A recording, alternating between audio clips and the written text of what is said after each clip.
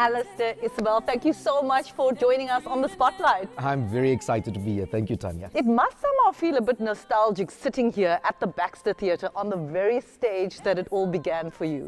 33 years ago, I walked into this very institution called the Baxter Theatre Centre. And besides nostalgic, it makes my soul smile.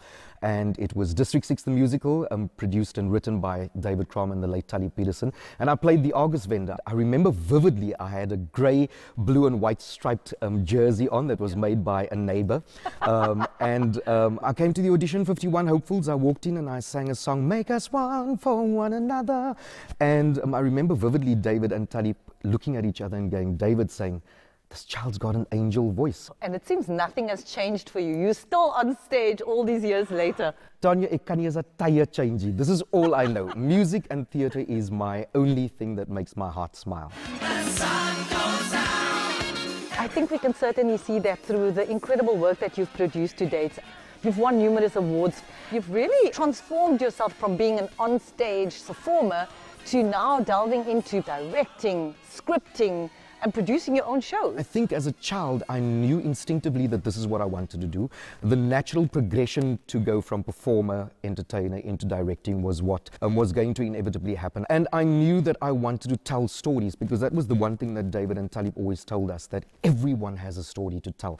And there is a story in every journey, and it's important that we tell our stories. And that's what I live to do, is to tell stories. Speaking of stories, so here we are actually, and you are now directing Saturn to Sequence.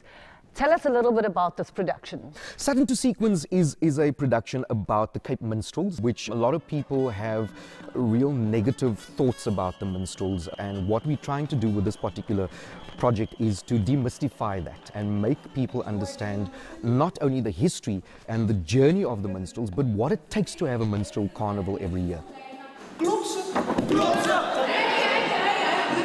While it is an attempt to demystify it, is also a story about a guy who lands a Coon Carnival group where his dad had passed on, and he tells us about the challenges that the minstrel owners go through, the financial constraints and challenges, and how they survive it. It's about the human side of the Cape Minstrel owners. I think when we look at it op Tweede Nuwe Jaar and we go and see these fantastic, colourful celebrations that happens in our city centre, it's just reflecting on what they go through and reminding us that these are families that get this together.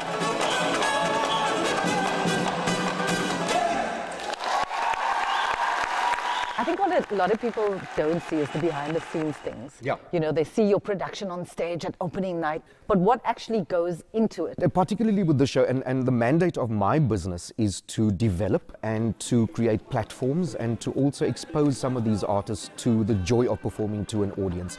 And this particular show is also with people who are not used to being on a main stage or on a commercial stage. These guys are really, really raw, and I say that with the greatest love. Die is klopsouwens, these manne wat in klopskamers heeltyd is, and to see them turn into real great storytellers is really beautiful. And so I would be failing, as I say, at my success if I didn't create platforms and opportunities, and not for jobs, but for careers. But you know, the reality is also not all these kids or young talent have the opportunities, can't afford to go to universities. What do they do with this talent? Where do they take it? I think the vehicle for people who don't have the financial means to go to university, etc., and know that they have the talent, is to phone places like the Baxter Theatre, is to phone Artscape, is to phone the Fugard Theatre, find out where there are auditions. If they're watching this particular interview, is to make contact with these institutions and come out, because as I said to you earlier, there's going to be a gap if we don't get new talent. En as hy een kind wat by kokkies werk, wat altyd met die kos in die rond te loop. En sy sê 97, Paas 97. Sy gaan maar sê, hier's jou kos. Jy moet op die kou betaal. Your work that you've done over the years, it's very much sort of like Cape Town centric, and you like to tell Kaapse stories. Why is that important for you? It is hugely important because I'm from Cape Town. I'm a son of the soil, and our stories are important, and it's not coloured black or white stories, it's stories of Cape Townians. I'm fascinated. I know that some of them keep it in their bags.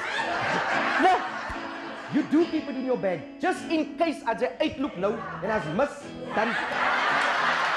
Let's go back in time again to this 9-year-old that hit the stage at such a tender age. Where did this talent develop? Like, do you come from a singing background, family? Yes, my dad was an incredible gift. He played so many instruments. He had his licentiate in classical music. We were forced to learn theory every single night. As his conveyor belt of black tea and 4 sugars came through, we were sitting there doing theory. My mom was a professional opera singer. My brothers play string instruments and I do wind instruments, and my sister too. It was preordained. This was going to be my journey whether I liked it or not. And I'm sure you can't actually pinpoint one event that was better than the other, but I'm going to try it. What were some of the highlights for you in your career? I think working with Stevie Wonder and all those world luminaries was clearly, it was overwhelming as a 12-year-old child, because you didn't kind of understand the enormity of it. Particularly it was during the time that our country was banned from international work, etc., in the arts industry. Last year, November the 18th, I was commissioned by Sun International to do something that was called the Unison Celebration Concert, where I produced the launch of Times Square Arena with Lady Zama, Yvonne Chaka Chaka, Zonke, Sipho Stix Mabuza, Karen Zoid. Watching this grand spectacular come to life from sitting back and going, when Claire Johnston and Lyra and Zonke and all these artists sang my song Africa Arise at the end, it was a weeping moment. It was a moment where you go, not only thank you, Lord, but thank you for all the people that imparted their wisdom, their knowledge, and also embracing me and saying, you can do it. But no, that's when I get emotional, and I sit in this venue watching things unfold, and I'm humbled. I'm humbled by this great journey of love that God has given me. Alistair, thank you so much for chatting to us on the Spotlight. It's been a real honor and pleasure sitting here with you. Thank today. you, Tanya. I really appreciate it. Can I have a hug? What an incredible talent. Don't go anywhere after this break, because as always, we look forward to going to the movies with you. Be right back.